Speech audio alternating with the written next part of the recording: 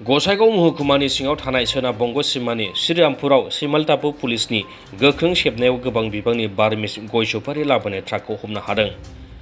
गसाइगाव महकुमा पुलिस बिबानगिरि हिरेन कुमार डेका आरो सिमलतापु पुलिस बिफाननि गाहाय सन्जय रयनि सोदै संदाननायाव JK3K8263 नम्बरनि ट्राकखौ लाखिनानै सेबनाय समाव बे गोबां बिबांनि बार्मिस गय सुपारिखौ हमनो हायो।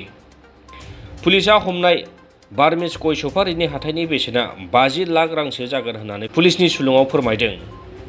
हमजानाय गय सुपारि लाबोनाय गारिखौ मणिपुरनि जिरिबामनिफ्राय उत्तर प्रदेशनि कानपुर फारसे लांबाय थादोंमोन होनना मिथिनो मोन्दों। हमजानाय गारि सालायग्रानि मुंखौ आब्दुर रशिद आरो आरिफ रशिद होनना मिथिनो हानाय जादों।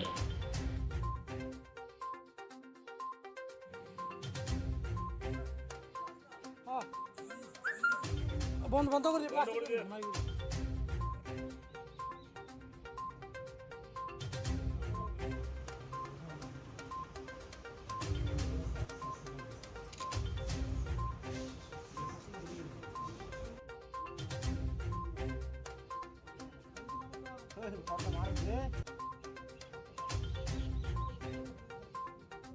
ফটো নিয়ে রাখা